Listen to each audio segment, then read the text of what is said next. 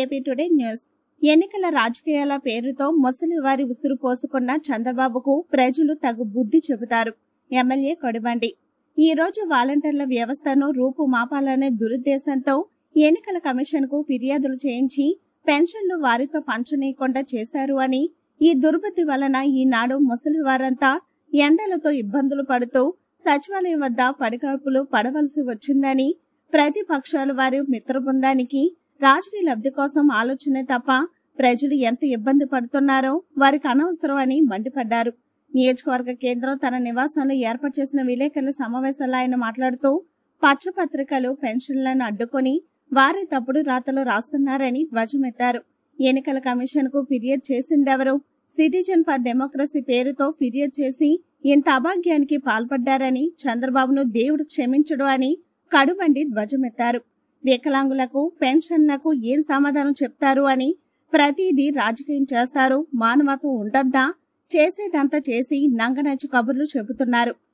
ఒక అధికారిని అడ్డు పెట్టుకుని కుతంత్రాలు పన్నారు. ఇన్ని నెలలు వాలంటీర్లు పెన్షన్లు పంపిణీ చేస్తే అప్పుడు రాని ఇబ్బంది ఇప్పుడెందుకు వచ్చింది అంటూ కడుబండి నిలదీశారు. వీరితో పాటు నియోజకవర్గ పరిశీలకులు తైనాల విజయ్ కుమార్, జడ్పీటీసీ వెంకటలక్ష్మి, మోపాడ కుమార్ తదితరులు పాల్గొన్నారు. మా వాలంటీర్ మా బాబు ఉన్నాడు, మా అమ్మాయి ఉన్నది. మా వాలంటీర్ నాకు ఏదైనా కష్టం వచ్చినా చూసుకుంటుందనే ఒక భరోసా ఒక్క ఆంధ్రప్రదేశ్ లో ఉన్న పేద కుటుంబాలకే ఉన్నది. అయితే ఈరోజు పేదలకి ఆ సేవలు అందించే వాలంటీర్ వ్యవస్థ మీద కూడా కుట్ర పన్ని ఎలక్షన్ కమిషన్కి వీళ్ళందరూ కూడా ఫిర్యాదులు చేశారు. వాలంటీర్ల మీద లేనిపోని ఆరోపణలు చేశారు. దాని ఫలితం ఇప్పుడు వాలంటీర్లు పెన్షన్లు ఇవ్వడం కానీ ఏ రకమైన సేవలు అందించకూడదని ఎలక్షన్ కమిషన్ ఈరోజు నిర్ణయం తీసుకుంది. అయితే ఇందులో మనం లోతుగా ఆలోచించాల్సిన అంశం ఏంటంటే, పాత్రికేయ మిత్రులందరికీ మీరు ఈ 5 సంవత్సరాలు చూశారు. జగన్మోహన్ రెడ్డి గారు, దివంగత నేత వైఎస్ రాజశేఖర రెడ్డి గారు పేదరికాన్ని నిర్మూలిస్తామనే అన్ని రాష్ట్రాల్లో అందరూ ముఖ్యమంత్రులు, అందరూ రాజకీయ నాయకులు చెప్పిన ఒక్క ఆంధ్ర రాష్ట్రంలోనే పేదరికాన్ని నిర్మూలించడం అంటే ఏంటో రాజశేఖర రెడ్డి గారు చేసి చూపించారు. ఆ రోజు 4 పథకాలు కేవలం పేదల కోసమే పెట్టిన పథకాలు. ఆ రోజు ఆరోగ్యశ్రీ అయినా, అదేవిధంగా ఫీజు రింబర్స్మెంట్ అయినా, పేదలందరికీ ఇల్లులైనా, దాంతోపాటు అప్పట్లో ఉపాధి హామీ పథకం కూడా మన రాష్ట్రంలో నెంబర్ 1. ఈ 4 అంశాలు వాళ్ళు సేవలు అందించకూడదని మరొక ఎలక్షన్ కమిషన్ కంప్లైంట్ చేశారు. ఇలాంటి ఉన్నారు.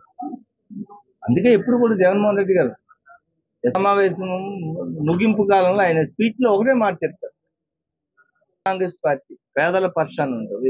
వాళ్ళందరూ కూడా వాళ్ళు పెద్దోళ్ళ వైపు ఉంటారు. పేదోడు ఆయన ఏం చెప్పారో దానికి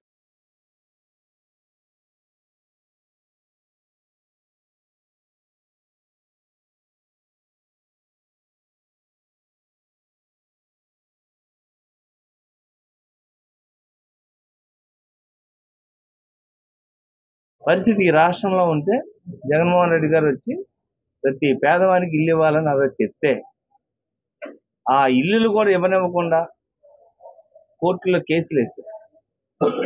ప్రభుత్వం మీద కేసులు వేశారు. అందులో ఏంటంటే అమరావతి రాజధానిని కొన్నిసార్లు పెట్టి అక్కడ రైతుల పొలాలు తీసుకున్నారని రకరకాల కారణాలు, ఏదో ఒక కారణం వెతుకుని కోర్టులకు వెళ్ళారు. మన నియోజకవర్గంలో కూడా జరిగింది. కొత్త వలస మండలంలో ఈరోజు గడప గడపకి మన ప్రభుత్వం నేను తిరిగినప్పుడు పాపం మండలంలో కొన్ని గ్రామాలకి ఇల్లులు రాలే. ఎందుకంటే లేఅవుట్లు జగనన్న కాలనీల కోసమని ఏ ప్రభుత్వ భూములు అయితే మనం వాడదాం అనుకున్నాం అవి పచ్చిక బయళ్ళు, గొర్రెలకి ఆవులకి మేతకి గడ్డి దొరకదు, అలాంటిది వాడేస్తున్నారని చెప్పి కోర్టులో కేసులు వేస్తే ఆ కోర్టు వాళ్ళు దానికి కూడా చేయించారు. ఇప్పుడు సుమారుగా ఒక 1500 మందికి అర్హత ఉన్న వాళ్ళకి కొత్త వలస మేజర్ పంచాయతీ చుట్టుపక్కల వాళ్ళకి ఇల్లు ఇవ్వలేకపోయింది. దానికోసం చాలా ఫైట్ చేసి మొన్నటికి కోర్టులో ఆ కేసు మొత్తానికి క్లోజ్ చేయించుకొని ఇప్పటికీ ఇల్లు పట్టాలు ఇవ్వడానికి వచ్చాం. కరెక్ట్ ఎలక్షన్ కోడ్ వచ్చింది.